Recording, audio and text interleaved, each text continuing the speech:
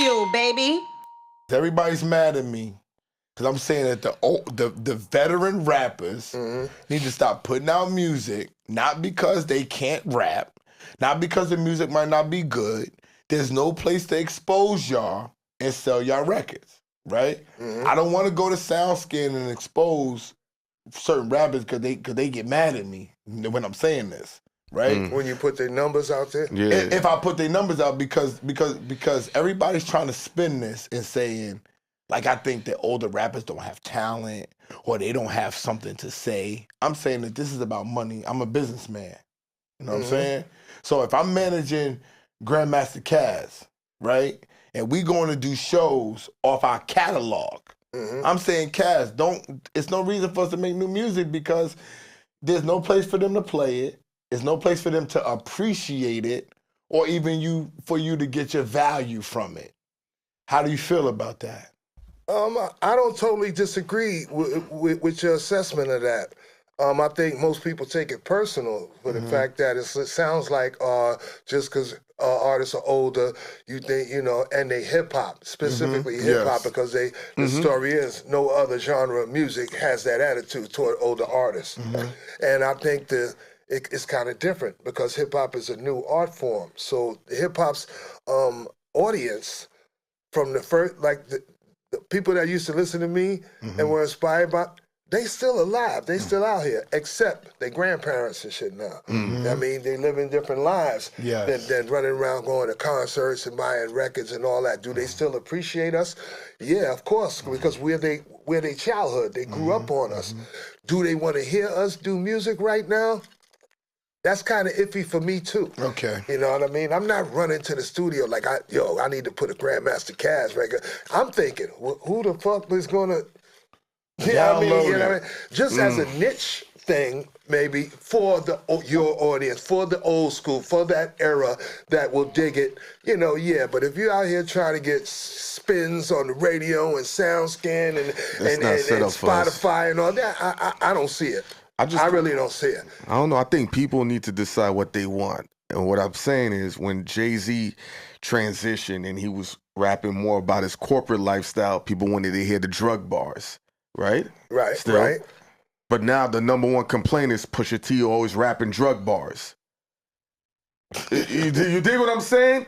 So now we want older artists not to stop making music, but to Esso's point, we're not supporting it. We're not. There's no reason why legends should be selling 2,000 units. 12,000 records their first week. There's no reason. Yeah. And then the system is rigged for them not to win. And then people are in my DMs talking about these records, right?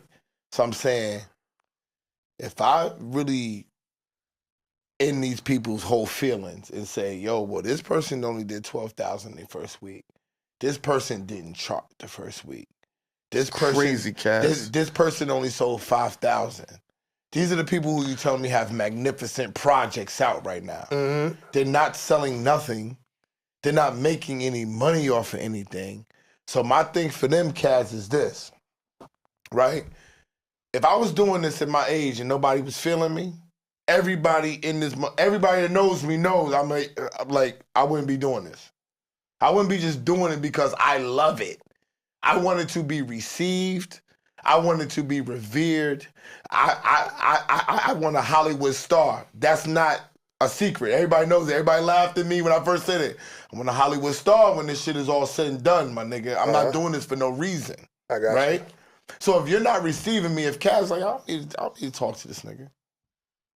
I'm not gonna do this shit no more. I gotta find somewhere else to pivot to see where my love is gonna be at, where my financial stability is gonna be at. I'm not gonna be playing around saying I'm just doing this for therapy. Nah, understood. And a lot of us, and I don't like to speak for other people, but when I say us, I'm talking about my generation, first generation of hip hop pioneers, first generation, whatever you want to call us. definitely. We had a love and a passion for this shit that knew no fucking commercial boundaries. It was never, you know what I mean, maybe in the back of our heads, but it was a dream. You know, nobody thought we would ever get paid really to do this shit, and it would grow to these proportions. You know what I'm saying? But that original purity in wanting to do this is what keeps us alive. It's what keeps, you know, the passion that we had for this shit and that we keep for it is what keeps us going. Now, what makes you, the problem is that it doesn't branch off into other things enough times for enough people. Okay? Meaning they can't diversify themselves. Exactly. Okay, go ahead. I am a testament, a true testament, and I'm tired of eating humble pie. You know what I mean? Right now, I'm one of the nicest motherfuckers at this shit on the planet. On the planet. When you think of how many people is on the planet that do something, as far as this shit, I'm one of the best motherfuckers on the planet that do it. At 65. Everybody says that about you, though. But do people want to hear me make a record, though? I can't let you go. How you gonna say at 65 you better than niggas that's doing it? How am I gonna see what you doing and say you better than 21 I don't even have to prove it. I don't even have to prove it, bro. Say that, you ain't gotta prove it. He got the catalog. I don't even gotta prove it. You know what I mean?